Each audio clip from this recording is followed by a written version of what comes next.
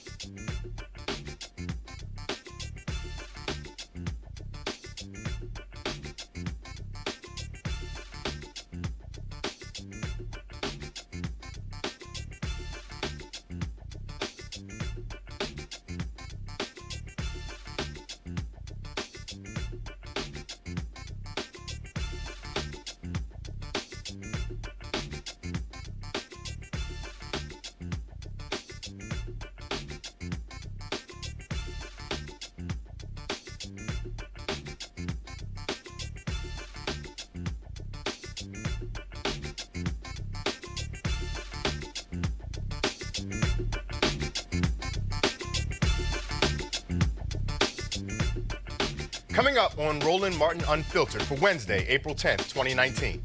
I'm Ray Baker in for Roland. He's on the Tom Joyner Morning Show cruise. Trump backer Candace Owens shows off her ignorance again, this time in front of Congress. We'll take her to school. Maxine Waters versus Treasury Secretary Steve Mnuchin. Guess who won? We've got the video. Another Trump nominee won't say Brown versus the Board of Education is settled law. What's going on with these people? Are they keeping their options open?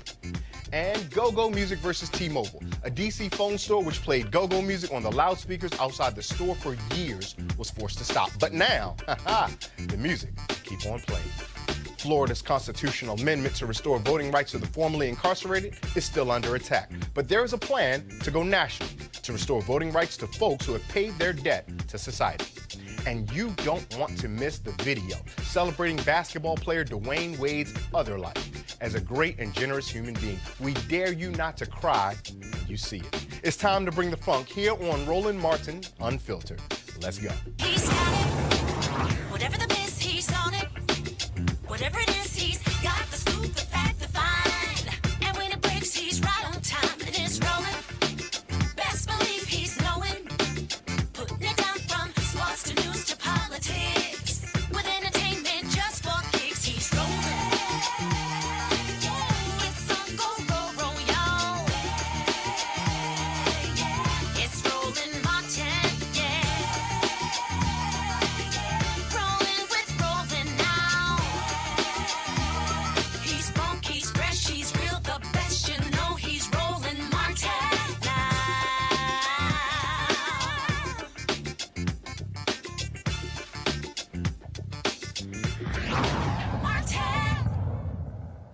I'm Ray Baker in for Roland. He's on the Tom Joyner Morning Show cruise. Yesterday's hearing on hate crimes and the rise of white nationalism before the full House Judiciary Committee continues to make waves. Unfortunately, it involves cleaning up the ignorance of Candace Owens. Owens is with the Trump PAC Turning Point USA. First question, of course, is why is she even called to testify at all? Why was she on the same panel as people as distinguished and informed as Kristen Clark, the CEO of the Lawyers Committee for Civil Rights Under Law, and Eva Patterson, president of the Equal Justice Society, both distinguished attorneys with decades of social justice work? Ms. Owens, on the other hand, attended but did not graduate from college and co-founded a marketing agency before coming to the attention of conservatives. Who asked her to testify, you might ask? One of the Republicans on the committee. Yesterday at the hearing, she was fed this question by one of the Republican members. Ms. Owens, let me begin with you if I can. I think it's fair to say that you didn't start off on the conservative side of the ledger, is that correct? That's correct. I was a liberal. Okay.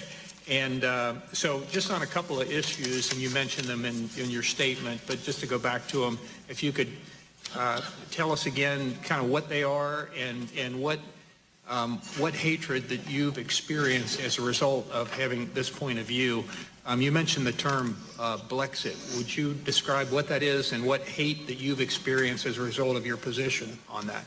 I launched a movement called Blexit, which is the black exit from the Democrat Party, when I became educated about the issues and stopped reacting emotionally, which is what the left wants us to do, presumably, when they hold up pictures of burning churches. I began to examine the facts and look at some of the narratives they were spinning. For example, in 2016, it was police brutality, and I realized that they are dissuading us against our own best interests. And I wanted to have a more productive dialogue with the black community about the issues that are actually affecting us and impacting us.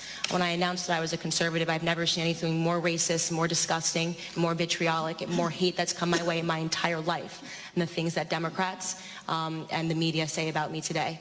I've been referred to as an Uncle Tom, a bed wench. For those of you that don't know, that means a slave that sleeps with the master, a house nigger. And these are all words that have been said over and over again about black conservatives when they have the audacity to think for themselves and become educated about our history and the myth of things like the Southern switch and the Southern strategy, which never happened. The myth of things. What caught most people's attention was her statement that the Southern switch or the Southern strategy never occurred. Spoiler alert, she's wrong. It did.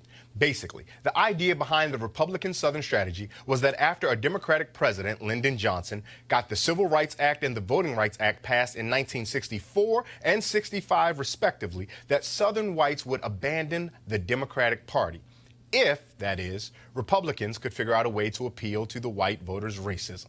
Legendary Republican operative Lee Atwater, he of the Willie Horton ad fame, laid out in this 1981 interview how Republicans use coded language to appeal to the racism of white Southern voters, something they're still doing today. You start out in 1954 by saying nigger, nigger, nigger. By 1968, you can't say nigger. That hurts you, backfires. So you say stuff like forced busing, states' rights, and all that stuff. And you're getting so abstract now, you're talking about cutting taxes and all of these things you're talking about are totally economic things, and the byproduct of them is blacks get hurt worse than white. We want to cut taxes, we want to cut this, and we want is much more abstract than even the busing thing, and a hell of a lot more abstract than nigger nigger. Hard to believe that Howard University once wanted him on their board of trustees. On the panel today, we have A. Scott Bolden, former chair of the National Bar Association Political Action Committee, communication strategist Kelly Bethea, and Johanna LeBlanc, a national security and foreign affairs legal analyst. Welcome to all of you. Kelly, I'm going to start with you. When you hear the absurdity that we heard from Candace Owens, and she talks about that she's now facing racism, and she's alleging that there's a bit of reverse racism, how do you react or respond when you hear her say something like that? You know, at this point, I can't tell whether she's gaslighting or whether she's actually ignorant, because it's just not true. It's just not true. Like, there's history about it, there's recordings about it, there's people who are still alive who can testify to the fact that this stuff happened. So, there are no words, yeah, it's really right? When it comes to, man, I just, I'm speechless. It's really difficult. It's really, really hard.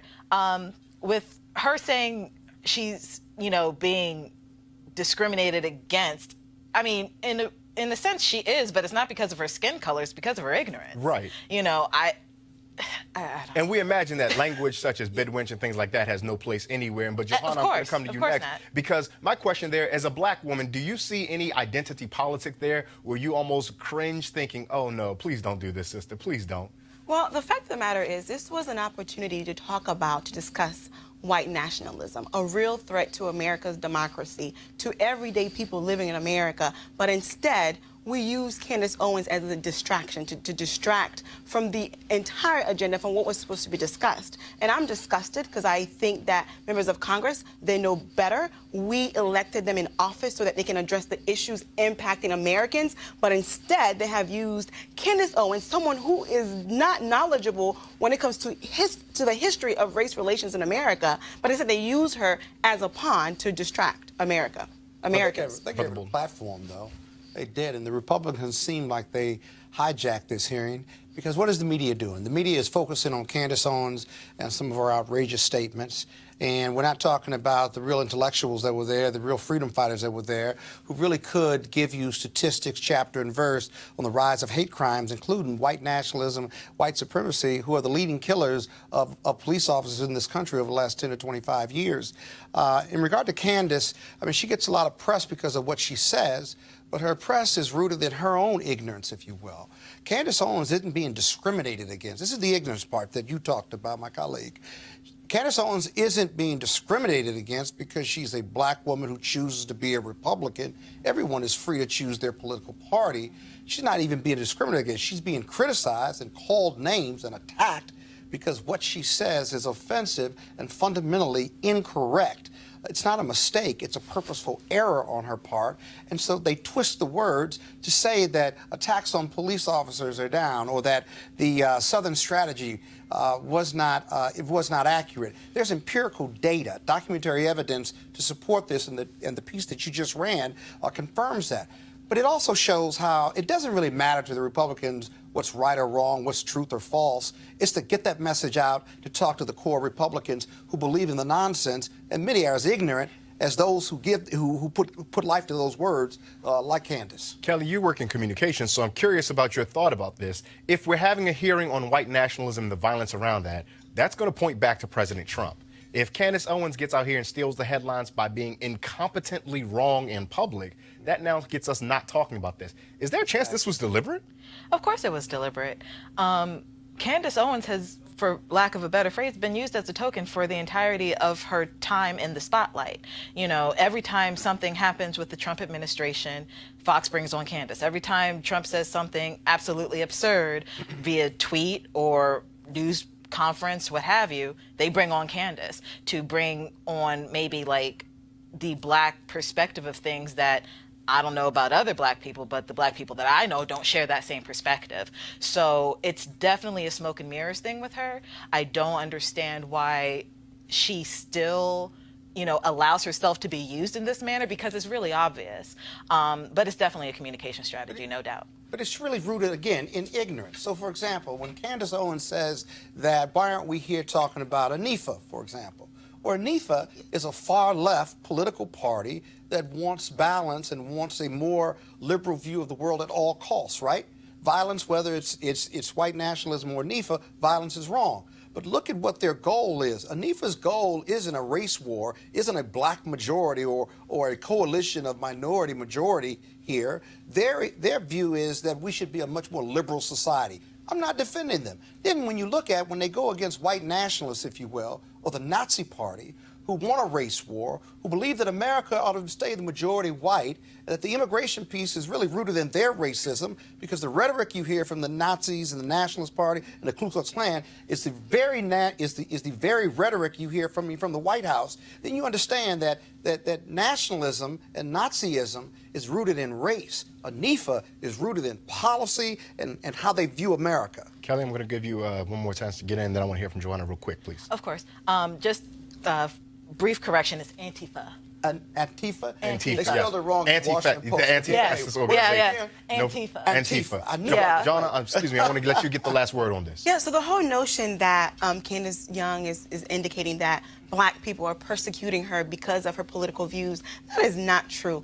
Black people, we have folks with different views who are Republicans, who are Democrats, who are liberals, who are whatever. The issue is her ignorance and her comments, which have no facts to support them, and it's impeding progress, because as we see, the media has been using her to promote their agenda, and they're doing a good job. The fact that we've been talking about her, they're doing a good job. At the best, she's wildly uninformed, and that's the nicest thing we can say about her. And that is dangerous. And at the worst, she's manipulative and being willing to be used to subvert the intentions and the best practices of the United States. Someone who is uninformed, has access to the media, is dangerous for America. It's actually a threat. And won't debate Roland Martin. Well, she's been invited many times. There are a number of people who won't debate Roland, probably because how bad it would look when they sit up here with him. One of those such people is Treasury Secretary Steve Mnuchin. Now, Secretary Mnuchin was testifying in front of Congresswoman Maxine Waters' Financial Services Committee yesterday. And apparently, he had some place to go that was more important than being in front of a congressional hearing. Haven't these folks learned that you don't mess with who we call Auntie Maxine? Mr. Secretary, I want you to know that no other secretary has ever told us the day before that they were going to limit their time in the way that you're doing. So if you want to use them as examples, you have acted differently than they have acted, and as I have said, if you wish to leave, you may. If you'd wish to keep me here so that I don't have my important meeting and continue to grill me, then we can do that. I will cancel my meeting and I will not be back here. I will be very clear if that's the way you'd like to have this relationship. Thank you. The gentleman, the secretary, has agreed to stay to hear all of the rest of the members. Okay, Please so just let's cancel be your clear to meeting the press. and I'm respect our canceling- time. I am Who is next on the canceling my list? foreign meeting. You're instructing me to stay here and I should cancel. No, you just made me an offer. No, I didn't make you an offer. You made me an offer that I accepted. I did not make Well- you an offer. Just let's be clear. Well, You're you- instructing me. You are ordering me to stay here. No, I'm not either- ordering you. I'm responding. I said you may leave anytime you want. And you said, okay, if that's what you want to do, I'll cancel my appointment and I'll stay here. So I'm responding to your request. If that's what you want That's to not do. what I want to do. I told you. What would you out of- like to do? What I've told you is I thought it was respectful that you'd let me leave at 5:15. You are which free is the to leave current anytime you period of want. time. You may Okay, go well then, anytime please- you want. Please dismiss everybody. I believe you're supposed to take the gravel and bang it. That's the Please do not appropriate- instruct me as to how I'm to conduct this committee. Please, gentle lady, the time belongs to the chair. There's so many places to start there. That is so gloriously terrible. Gloriously terrible is the best way I can describe that. Johanna, please lead us in where you're going with this, because it seems like a petulant back and forth of wordsmanship between the secretary and the chairwoman about, no, I didn't say you could leave. Yes, I said you could leave. You told me I had to stay. What was your reading of that? The fact of the matter is, my position on this is, I think this back and forth happened because of sexism in America. Let's just be real. I think that if Auntie Maxine Waters were a man, I think the dialogue would have been much different. And sexism, it's a real issue in America. When you are a woman, you have to fight 10 times harder. You have to work harder than your male counterparts just so you can get the attention that you deserve so that people can listen to you. And I can guarantee you, if Auntie Maxine Waters were a man, this would have never happened. Kelly, I want to come to you because that introduces an interesting piece, because there's also the confluence of gender and race. And that was and one of the things I'm curious about, because I'm not saying that Johanna is incorrect there, but I don't seem to think people from the Trump administration hold a great deal of respect for black people either. At so all. what happens when we have that confluence, Kelly? You get something like this on national television and C-SPAN and the like. To Joanna's point, she's black and she's a woman. And we've seen Trump administration officials in front of hearings before, and in which black men are responding and, having that call and response, and they're not respecting him either. So I think it's just a blanket racism that nobody really wants to talk about, but is obviously there. And as usual, Auntie Maxine held her own, and I can't fault her for what she said. She went from reclaiming my time to recover my time. And, what are you going to say? I wouldn't be so quick. I'm so sorry. I wouldn't be so quick to call it racism, in my opinion, right? Because I think for me to call it racism, I'll need a bit more information. But what I can tell you is, it was complete disrespectful, and I think her gender played a role. But I wouldn't be so quick. Do you think her race played a role? In this case, I don't know. I can't make that conclusion. I'm sorry, Scott. I want to get to you real quick, but with that comment that invited some questions that follow up. What information do you have that makes the gender obvious, that you think that caused a reason for the disrespect, but not so much the race? Because for us to say that it was racism, we have to know more about him. Like he intentionally reacted to her because of the color of her skin. And I don't have enough information about the secretary, but what I can tell you is that his interaction with Congresswoman Maxine Waters was indeed disrespectful, and I think gender played a role, but I would not be so quick to say race played a role. It's interesting. It's easy to call it the race issue and I think it does have to do with race and sex. But the reality is it also has to do with how the Trump administration views the Democrats. They take on his personality. And so not only Mnuchin, who, when you unpack it, was very disrespectful. He wanted to tell her how to run the hearing with the gavel. He made fun of it, and then they had the tete-a-tete. But this was, you could see his white privilege. He had a very important meeting. More important than being here with a committee that has oversight over his funding and budget. He didn't think so much of her or her hearing as a Democrat, at least, than he did for his hearing meeting with a foreign dignitary. That's the first thing.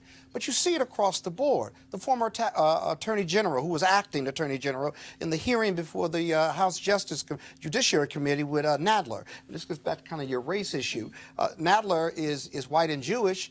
And he told Nadler that I think his time was up, that Nadler's time was up, so therefore he didn't have to answer any more questions. It is an overall view of the Republicans, the GOP, and the White House not to respect the Democrats or have any decorum whatsoever, and that's not good for America, whether you're black, white, yellow, or brown. Reverend Joseph Lowry often says that when America stubs its toe, black America breaks its foot. And so the Trump administration seemingly demonstrates a hostility to Democrats, let alone black Democrats, let alone black women Democrats. But that's not where their hostility ends. It's getting to be a disturbing pattern that a number of Trump nominees have refused to say that the 1954 landmark Supreme Court decision on school segregation, Brown versus the Board of Education, is settled law. Now, you hear that and you wonder, what does settled law mean? Settled law means the Supreme Court should never, ever consider overturning a decision like Brown.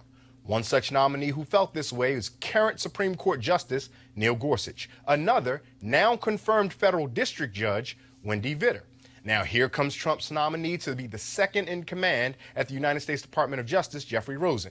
He was asked about it today at a hearing before the Senate Judiciary Committee by Connecticut Democrat Senator Richard Blumenthal. Brown versus Board of Education correctly decided. Senator, I don't think that it would be a productive exercise for me to go through the most thousands of Supreme Court opinions and say which ones are right and which ones are wrong. These are pretty simple questions. They're answerable by yes or no. Most lawyers, I suspect, would agree, based on knowledge of the law, that these two cases, pillars of our jurisprudence, were correctly decided by the United States Supreme Court. I have views about lots of Supreme Court cases, but I'm not being nominated for this position to be the Solicitor General nor a judge. And I think in this context, the point I'm trying to make is that whatever the law is, whether it's the decision I would favor or disfavor, I see it as the role of the Department of Justice to uphold the law such as it is, unless Congress or the courts change it. Well, just for the record, so we all understand, you're not nominated to be Solicitor General, but he or she reports to you, correct? So you are in charge of the arguments that are made to the Supreme Court. You would be in a position to suggest that the Solicitor General argue that Roe v. Wade should be overruled. That's why I'm asking you this question. Same with Brown versus Board of Education. And we're entitled to know your personal views. Scott, I'm going to start with you. You're a lawyer. You have all the legal experience of any of us on the podium here.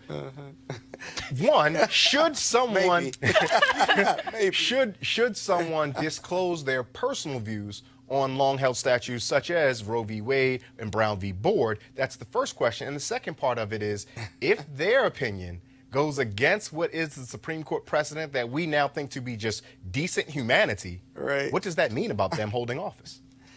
I can tell you that every lawyer who's ever litigated or done appellate arguments has an opinion on the ultimate decision. Yes, Roe v. Wade was decided correctly. Yes, Brown versus Board of Education was decided correctly. Could have struck down segregation in our education system, and we knew that separate but equal in the education system simply wasn't functioning and wasn't right. And so both of those were decided correctly. Lawyers disagree with decisions all the time. The reason Rosen's avoidance of that is so important is because as the number 2 in justice, you run the DOJ, Department of Justice, on a day-to-day basis. And if you do that, you do decide what positions DOJ takes. So, for example, if there's a case that's going to challenge Roe v. Wade, DOJ has to decide whether it is going to defend settled law that has been in place for quite some time, and by majority judicial and legal standards, people accept it as the right decision. Then if DOJ is going to take an opposite position and ask for the Supreme Court to overturn it, or Brown versus Board of Education, the number two, as well as the Attorney General, have a lot of say-so in that policy decision as well as that legal decision. And so many of the appointees in the federal circuit and federal court have been avoiding this. But the reality is a better answer for them, even if they're conservative, even if they want it all overturned, is that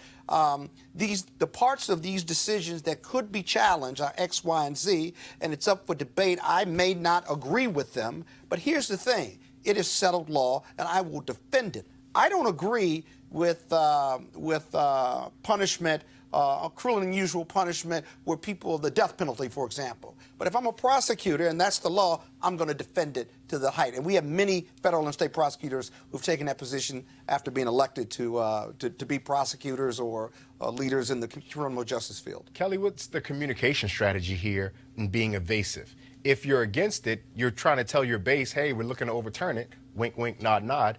But if you're supportive of it, you don't want to throw off your base and get them turned off before a presidential election. Why not just be honest with the American public and his base at that point? I mean, well, that's not anybody in the Trump administration's MO, honesty. So I'm not expecting that at all. The bar has been set so low for this administration. You know, the bar has been set so low. I really don't expect much from this administration. But I do want to note, to Scott's point, how when it comes to decision-making, specifically with the DOJ, how definitive their answers typically are. But something that I wanted to point out that Rosen did say, he said, quote, whatever the law is, whether it's a decision I would favor or disfavor, I see it as the role of DOJ to uphold the law such as it is unless Congress or the courts change it. So he kind of removed any power that the DOJ could have in that statement. I'm not saying he's going to uphold it. I'm not saying that he's not going to lie, because he might. But for it to be under oath, for him to say this at a hearing, he basically said that he's not going to touch this because Congress or the courts aren't going to touch it. And in fact, Scott, before I let you get in, I want to hear from Joanna for 1 second, because I want to get to her because you haven't heard from her yet. Your thoughts on this? My thought on this is, so it's been over 60 years since Brown versus Board of Education, the ruling of it, right, of this particular court case, which is instrumental, one of our landmark cases in America's jurisprudence. My concern is 60 years after, right, we are dealing with some dire situations when it comes to the education of Black and brown babies in America.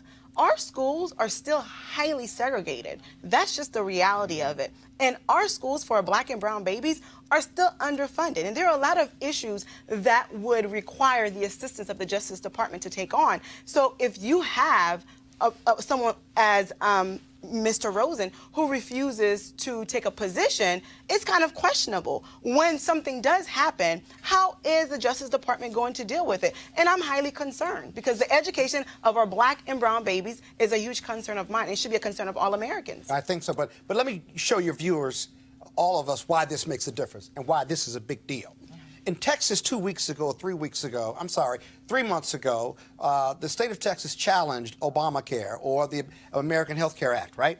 And so the judge went further in his opinion and said none of the American Health Care Act could be enforceable, which was far beyond what DOJ, the government, had argued in their brief papers and in their oral argument. They had argued that parts of it were unconstitutional, but that the other part, like pre-existing conditions, should stay in play. Now, when the judge's decision came forth, DOJ was ecstatic, because now they had an opening in the federal district court judge that was going to strike it down completely.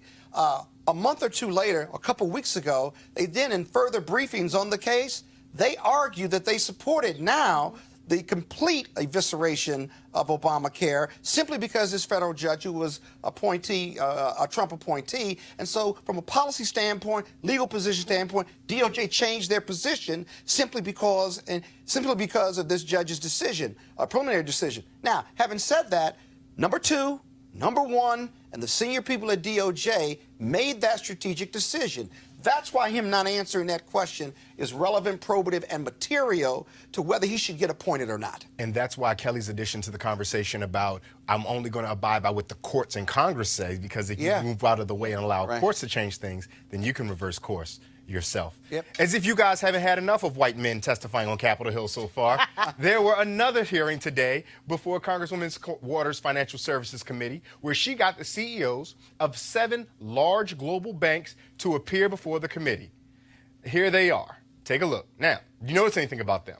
Anything at all? Just take a look. Anything at all? Yep. All white men. Congressman Al Green of Texas asked them a question. How many of them thought they would be succeeded by a woman or a person of color? Not one raised his hand. When asked if it would happen in the next decade, 5 out of the 7 raised their hand. So much for that. Let's take a quick break, and when we come back, we'll update you on the great T-Mobile go-go fight in D.C. And there's great video to show you of a tribute to retiring NBA star Dwayne Wade. You want to check out Roland Martin Unfiltered? YouTube.com/Roland S. Martin. And subscribe to our YouTube channel. There's only one daily digital show out here that keeps it black and keep it real. It's Roland Martin Unfiltered. See that name right there? Roland Martin Unfiltered. Like, share, and subscribe to our YouTube channel. That's YouTube.com/Roland S. Martin. And don't forget to turn on your notifications so when we go live, you'll know it. And now, a word from one of our partners. You have plenty of pictures in your home, but you've never seen anything like this before. Introducing Easy Tiles, the world's first photo tiles made of sleek and ultra lightweight glass. Easy Tiles makes it super simple. You use their exclusive app for iPhone or Android to upload as many photos as you like. Then they print them on tempered glass. Your order arrives on your doorstep in just days. And that's when the real fun begins. Because with Easy Tiles, you'll transform your living space with a gallery wall that will amaze each and every guest. Easy Tiles are even simple to hang. No hammer, no nails. And because they're mounted on small risers, they appear to float on your wall. Easy to order, easy to hang, and guaranteed for life. Now you can save 30% on any size order, plus get free shipping on orders of 4 or more. Just download the free Easy Tiles app at easytiles.com and turn your best memories into beautiful glass wall art. Plus, save big now with this special TV offer. Again, that's easytiles.com. Hey fam, want to check out Roland Martin Unfiltered? The blackest show on all of digital, cable, and broadcast. Check out our audio podcast. There's only one daily digital show out here that keeps it black and keep it real. It's Roland Martin Unfiltered. Press play.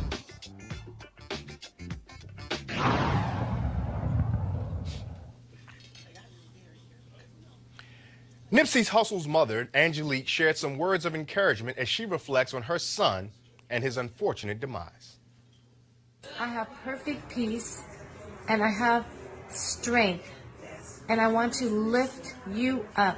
Please do not stay down.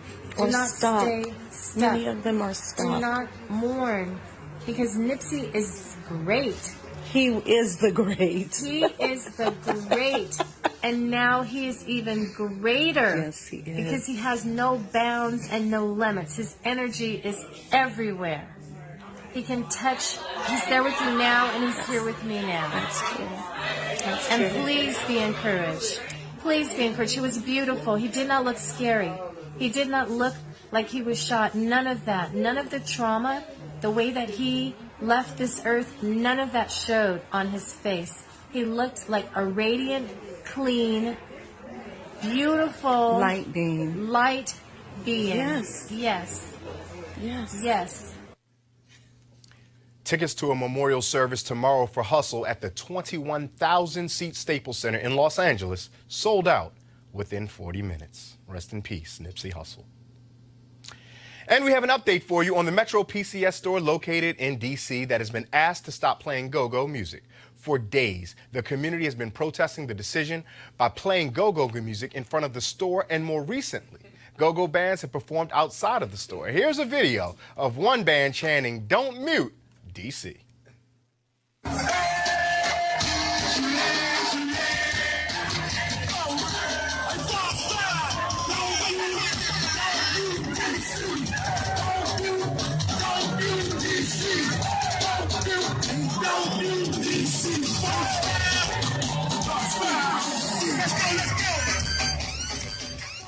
That's video from a rally that took place on the corner of 14th and U. I tell you, the panel's up here laughing, but I tell you, anything that beats on the 2 and the 4, you're going to find me stepping to it. Anything. Now, John Ledger, the CEO of T-Mobile, which owns Metro PCS, he stepped in and tweeted a statement on the issue. He tweets, quote, "I've looked into this issue myself, and the music should not stop in D.C. T-Mobile and Metro PCS are proud to be a part of the Shaw community. The music will go on, and our dealer will work with neighbors to compromise volume." As anybody who watches this program knows, activism works. Let's go to our panel about that for a second. Kelly, you were bopping just as long as hard with me when you heard that. When you saw the video and you heard the music, what did it make you feel? It made me feel like I was home because I grew up here, and that corner is just quintessential go-go. Like, I've never been there during the day where it hasn't been playing. So for somebody who's not from here, doesn't know our culture, doesn't know anything about DC, to come in and basically just try and change something for their benefit without regard to the community at large, it's just insulting, because it's not about whether you're moving here. Nobody cares where you move. It's you're changing something that didn't belong to you in the first place. So that's what the reaction from my community was doing, what we were talking about. And I am just kind of upset that I missed it by just like an hour yesterday. You want to go out there? You want to be out there bopping? Of course I was. Scott, let me tell you something. When I was a young partner, senior associate, I represented Warren Williams Sr. and Jr., and they owned the Club U, right there at 14th and U in the government building. And they had lots of legal challenges, and just generally by being in a government building. But some of the best times and some of the greatest artists of our time, hip-hop and rap, played there, including Tupac and Biggie and others, when they weren't really big stars. And so that brought back a lot of great memories. Here's the deal, too, but you got to keep in mind the politics of this. T-Mobile is in merger acquisition discussions right now with another mobile organization. I can't remember who they're trying to combine with, right? And so they're under scrutiny from DOJ, and obviously the state attorney generals across the country will be looking at that merger/acquisition to figure out whether they're going to sign off on it or approve it or not. And so why pick a fight with one of the largest group of your users, African Americans and brown people, use more T-Mobile phones from a customer base than any other group? Why pick that fight on something as essentially ethnic and hometown as D.C. as the go-go? Absolutely. And to your point, Scott, I believe they're merging with Sprint, if I'm not mistaken. I think you're right. Yeah, and to your point, Kelly, that strip is on the corner of 7th and Florida Avenue. And as a Howard University alum, well, it looked like walking 14th. Yeah, no, that video was from 14th and U. Okay. The actual store is on 7th and Florida. Yeah. Okay. And so as a Howard alum, when you get off the metro and you walk toward the university, you know you're back for homecoming when you can hear the go-go. When you can hear the go-go. Speaking of Florida, their amendment down in the state of Florida, Amendment 4, which restored voting rights to 1.4 million formerly incarcerated felons, is still under attack by Republican legislators there. Even though the amendment to the Florida Constitution was specifically written to keep the legislature out of implementation, the measure there passed with 64.5% of the vote. Now, for some good news. The Florida Senate committee working on implementation is not demanding that all fines and court costs be paid before voting rights are restored. However, their Florida House committee there that is working on it is demanding that payment. Those payments could total billions of dollars, and so some progress here, but the fight is not over in Florida. On the federal level, Senator Ben Cardin of Maryland introduced the Democracy Restoration Act of 2019 this week. The bill will restore federal voting rights to all Americans with felony convictions as soon as they're released from prison. Here to talk about that with us is Connor Maxwell, race and ethnicity policy analyst at the Center for American Progress. Connor, thank you so much for joining us. Sorry I'm here instead of Roland. I'm sure you're probably looking forward to it, but I hope we have the good conversation nonetheless. What does the senator's bill ultimately do for so many formerly incarcerated citizens? Yeah, thank you so much for having me on. And I think the right place to start is Senator Cardin's bill would solve exactly the sorts of problems that we're seeing coming out of Florida, right? Beginning with carve-outs. In Amendment 4, there were specific carve-outs for offenses, and there was a lack of clarity or a perceived lack of clarity from Governor DeSantis about how it should be implemented. And he took advantage of that situation in order to disenfranchise as many people, black people, as he possibly could. So Senator Cardin's bill would restore voting rights to vote in federal elections to anyone with a prior felony conviction immediately upon release from prison. And that's really important because this is, we all know research shows voting is an important tool for reentry. It's supported by law enforcement. The American Probation and Parole Association is extremely supportive of this bill and of restoring voting rights. So it's the right step forward. More than 10 senators already support it. We already know that voter suppression is huge. It played a huge role in 2016, and we expect that it'll play a huge role moving forward. What degree of optimism should any of us have that other Republicans who sign on, both on the state level and federal level, for different degrees of voter suppression, what degree of optimism should we have that they'll then be supportive of this legislation? Sure. Well, I always try and stay optimistic. But what I'll say is that voter restoration is supported by Democrats and Republicans. And we saw that in Florida this year. 65% of voters supported this, over 3 million votes cast in support. And so you do see bipartisan support. You saw the ACLU and the Koch brothers coming together in Florida to get this thing done.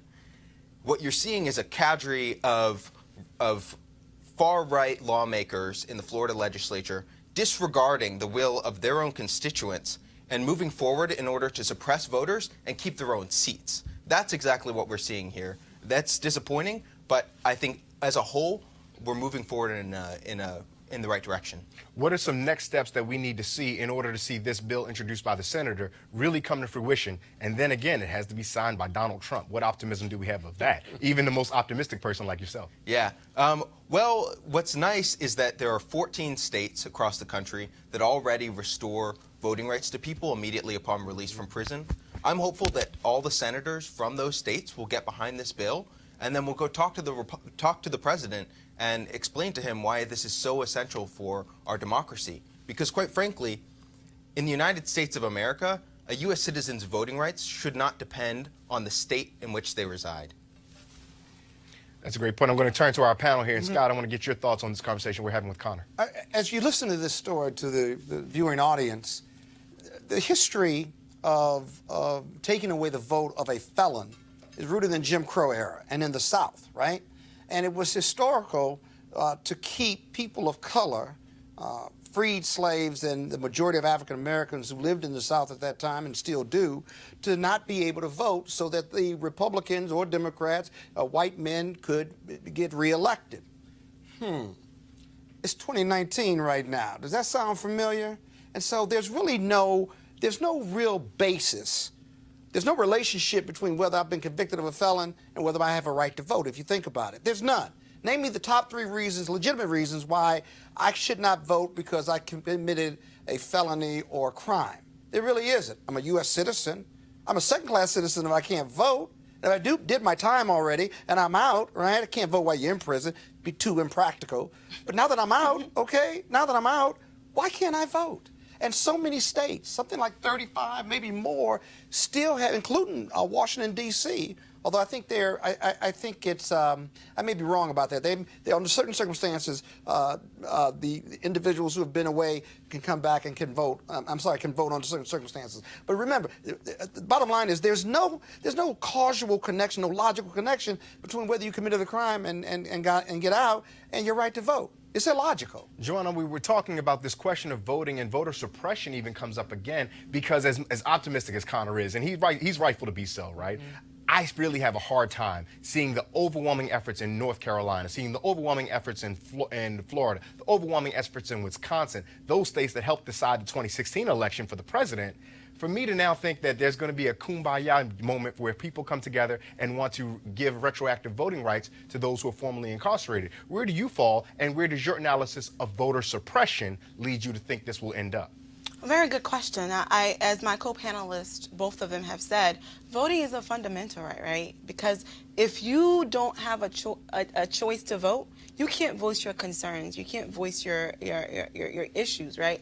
But we live in a society where, unfortunately, as optimistic as I would like to be, but do we really think we're moving in a direction where the U.S. government will allow people who have committed crimes to give them back their right to vote, right? Do we really think we're in that place in America.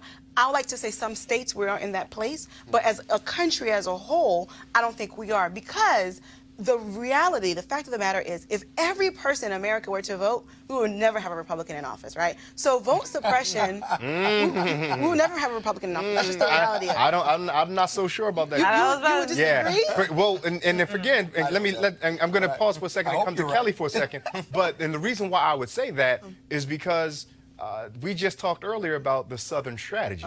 And there are a number of folks who see that anything that government does benefits black people, and now that conversation has expanded to people of color and immigrants of the sort. And so there are a number of people who are willing to cut off their own metaphorical nose to spite their face. And I know that's probably something you want to respond to, but I want to get to Kelly. I promise I'll come back to you. Kelly, we're talking about this question of voter suppression, and we're beating up on poor Connor by lambasting the idea of being optimistic. Right. But what's your read on it? Are you hopeful that something good can come of this? I mean, naturally, I'm an optimistic person. Realistically, I understand that we are in a Trump administration presidency. So 2021. Maybe, hey. 2021. January 2021.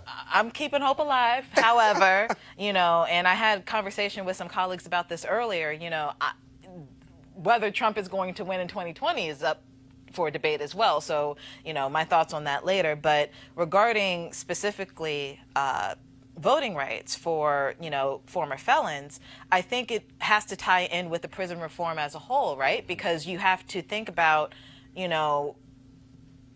we're trying to rehabilitate that as well. So this is a component of that, because like my co-panelists were saying, they're second-class citizens until they get their right to vote back. And honestly, we don't know whether they're going to vote Democrat if they get their rights back anyway. Right. There's no presumption of that. Give me 1 second, Scott, before we go there. Con, I want to come back to you. Yeah. Let's get inside the weeds of this for just 1 second. Although Senator Cardin has introduced this legislation, and you talked about the various states that already have something on the books that are akin to it, where are the committees that this is going to have to go through? Who are the senators on that committee that folks need to be paying attention to? Sure. So this bill will go through the Senate Judiciary Committee, which is led by Senator Lindsey Graham. Lindsey Graham has sort of gone off the rails. There it is. And there goes our optimism. In the past, he has supported some reforms, and hopefully we can get a hearing on this and we can talk through these issues. Because as some of your panelists have said, disenfranchising people for crimes they committed in the past, there's no basis for that. There's no reason for that. There's no public safety reason for that. And these people are eligible to pay federal taxes. They should be eligible to vote in federal elections. So your panelists are absolutely right. The odds are steep, and perhaps this won't be accomplished this Congress or even the next Congress. But I think in general, we're moving in the right direction on this issue of voter restoration. There's a group in the House called the Justice Dems. Is there anyone out of that organization, that group of congresspersons that are carrying the water on this particular legislation on the House side? So that's a fascinating question, and some of your viewers might be interested to know this. While this bill does exist as a standalone, and it's held by, it's been introduced by Chairman Gerald Nadler, who's the chairman of the House Judiciary Committee. This provision actually already passed the House of Representatives. It was folded into H.R. 1, the For the People Act, and so it already passed. Every single Democratic member voted for this policy and is supportive of it. And so we're hoping that our counterparts in the Senate will be able to get this done. Scott, you wanted to chime in? Real quick. So here's the reason. Here are two reasons to be optimistic. You're right. It may not be this Congress. It may be the next Congress. The Senate in 2020, several seats are up, and many pollsters and political analysts believe that the Dems have a real shot at taking over the Senate and holding the House. That's one thing. Second of all, depending on the demographics, depending on the reports that you see and the Pew Trust analysis and foundation reports, people of color are going to be the majority of this country, whether it's 10 years or 20 years from now. I got to believe that those people who have suffered because of this litmus test, if you will, for voting are going to come out in strong support of it and look for the demographics and look for the people, the change in the Senate and the House to become more diverse. And when you get that diversity, short-term, long-term, then this issue bubbles to the top and has a tremendous chance of passing. It's the right thing to do. I'll remind Roland in some years after now that Johanna and Scott both gave the James Carville prediction that 50 years in the wilderness for Republicans, because Democrats will be the ones that'll be moving on. I dream about it. I'm sorry. Connor, we thank you so much. Is there anything real quick before you get out of here? Anything folks can do to help push this along? Any kind of contact to their legislatures that you would advocate for? So what I'll say is educate as many people as you know about this issue. A lot of folks don't realize that that their neighbors, their cousins, aren't allowed to vote because of something that they were convicted of in the past. And so public education is the most important part of this. Obviously, democracy is key here. Voting, contacting your lawmakers, and making it clear that voting is a fundamental right in this country, and they need to stand up for it. Absolutely. Connor, thank you so much for your time and attention on this. We'll be sure to pay attention, and I'm sure that when Roland comes back, he'll be all over this. Let's take a quick break, and we'll come back with more of great Dwayne Wade video.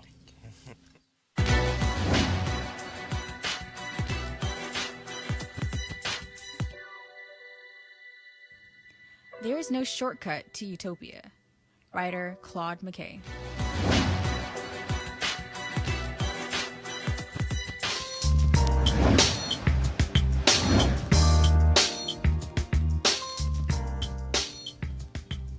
For today's HBCU Giving Day, the school is Dillard University. Dillard University is located in New Orleans, Louisiana, and was founded in 1869. Notable alumni from that great institution include Andrew Young, Garrett Morris, Ruth Simmons, Carl E. Stewart, and many, many more. To donate to Dillard and keep one of our bedrock HBCU institutions alive and thriving, please visit www.dillard.edu. Again, that's www.dillard.edu. Calling all HBCU alumni. That's me, Scott. I know you're one as well. Yeah, all the HBCU alumni in the house. Yeah, we deep in here today. Calling all the HBCU alumni, students, and leaders. Enter the Ford Motor Company HBCU Mobility Challenge and win $25,000 for your school. Building on their long-term support of HBCUs, Ford is looking to improve mobility in HBCU communities through innovative solutions. The winning program will receive a grant of up to $25,000 to implement their proposal. The deadline to apply has been extended to April 15th, 2019, tax day. Get the Ford application in and your taxes at the same time. Go to fgb.life. Again, F as in Frank, G as in girl, B as in boy, .life for more info. And to apply, Ford goes further in our community. Monday night was the Miami Heat Dwayne Wade's last home game. In typical D-Wade form, he scored 30 points off the bench. Now he's retiring after this season, and the send-offs around the league have been many and heartfelt. But this one video from Budweiser focuses on the man off the court and has drawn millions of views and even more tears. Take a look.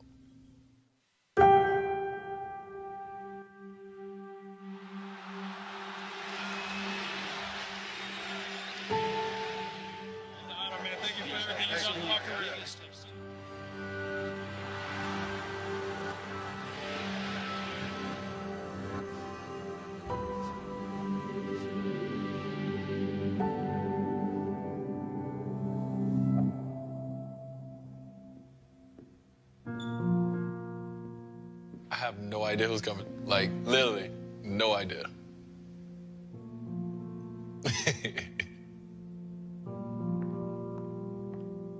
Hello. Hi, Dwayne. Hello. Hello. How you doing, brother? Pretty good, and yourself? It's been about 12 years since I last seen you. I come from an area where not too many people make it. It was always my dream that I'd get the chance to go to college, but we just didn't have the money. You mean so much to us, and my brother Joaquin loved you from the beginning. He passed away in Parkland on February 14th. He was one of the 17 victims. 10 days before Christmas, our house burned down and we lost everything. It was one of the lowest points in my life.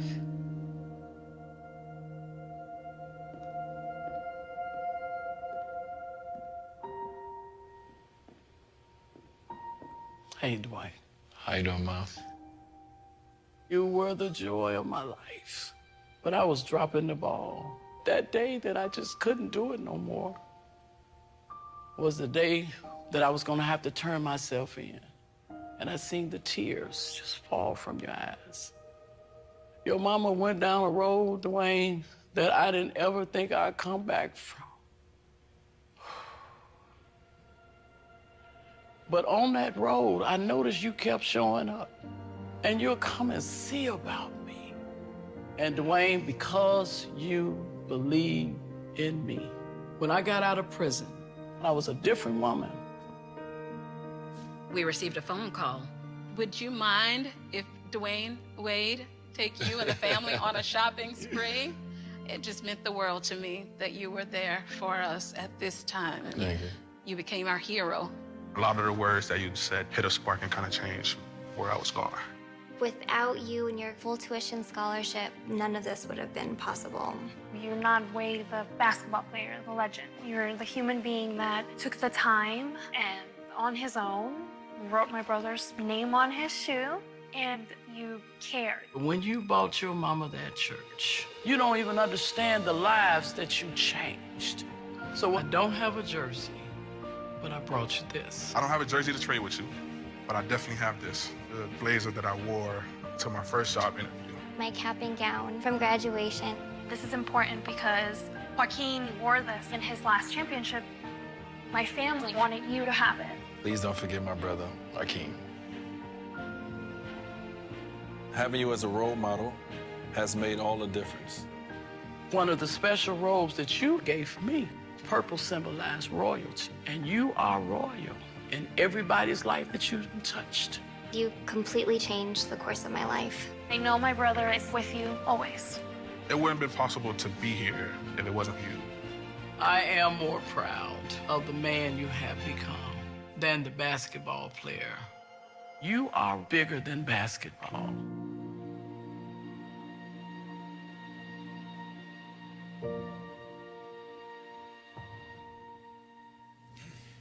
With a person who's so accomplished in the game of basketball, it is hard to imagine that he could be even that much greater as a person. The thing that struck me so much about that particular clip was that it were so many different and unique ways that he reached out into people's lives. Tons of athletes have foundations. They may hand out turkeys at Thanksgiving. They may do things like that, a couple of gifts at Christmas, just something that they can do. Sometimes even just to use it as a tax write-off, to be completely honest. But the myriad of ways that Dwayne Wade affected everyone's life was just so it moves you in such intimate and deep and personal ways. Johanna, did it do the same for you? Absolutely, and I think that historically, America has done a very good job in terms of the media portraying men of color, and people of color in general, in such a negative light, right? So for us to see this video of a man who is so much greater than life, right, who is well accomplished, but yet he could just focus on himself and his family, but instead he has given so much to humanity and so much to others. And I think that's what it's about at the end of the day.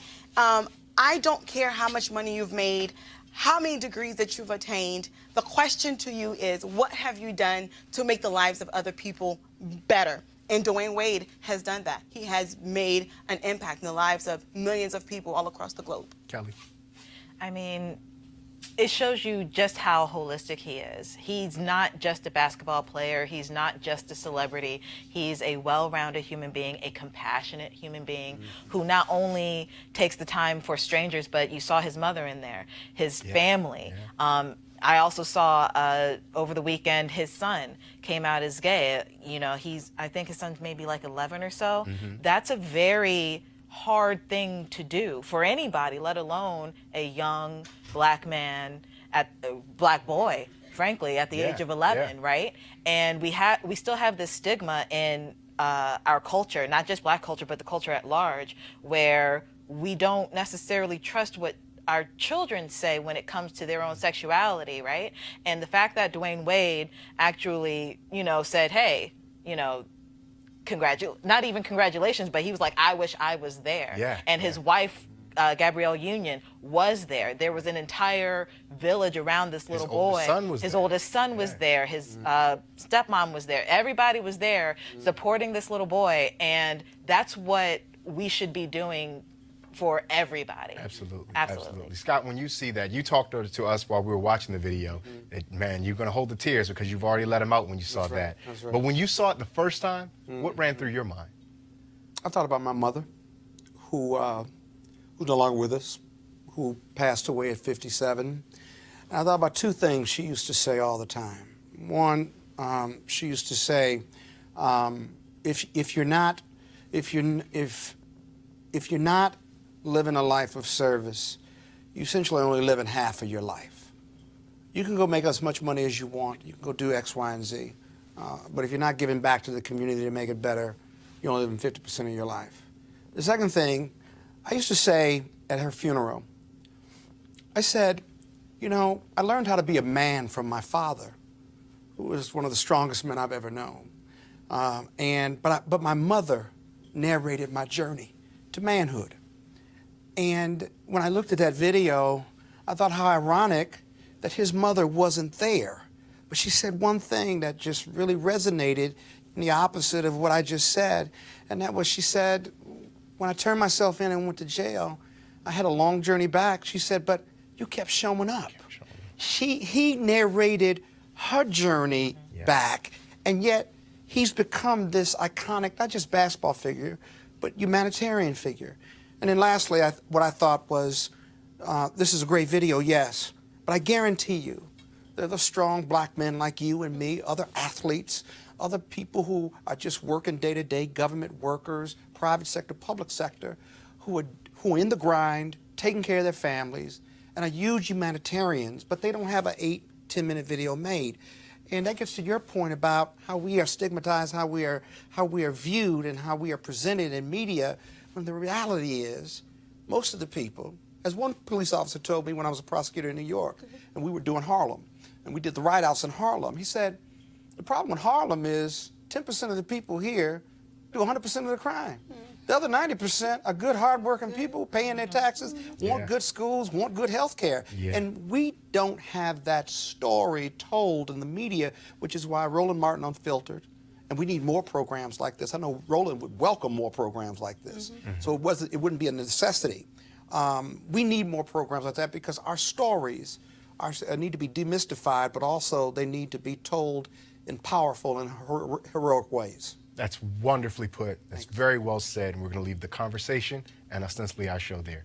Kelly, Scott, Johanna, thank you so much for riding with me here as I filled in as the captain on the ship this time. And thank you all for watching, whether you watch with us live or whether you're watching on delay. We're grateful that you're here with us. That's it for this edition of Roland Martin Unfiltered. I'm Ray Baker in for Roland. Roland, enjoy yourself on the Tom Joyner Morning Show cruise. In parting, let us remember the words of the Yoruba proverb, that if we stand tall, it is because we stand on the backs of those who came before us. God bless.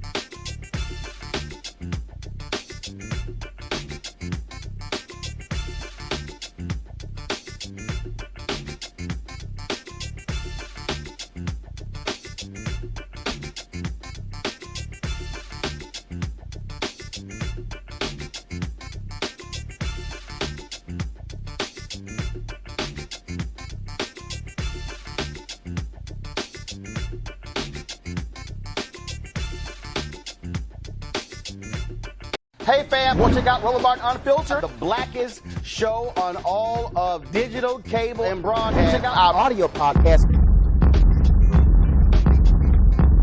There's only one daily digital show out here that keeps it black and keep it real. It's Roland Martin Unfiltered. Press play. You want to check out Roland Martin Unfiltered? YouTube.com/Roland S. Martin. And subscribe to our YouTube channel. There's only one daily digital show out here that keeps it black and keep it real. It's Roland Martin Unfiltered. See that name right there? Roland Martin Unfiltered. Like, share, and subscribe to our YouTube channel. That's YouTube.com/Roland S. Martin. And don't forget to turn on your notifications so when we go live, you'll know it.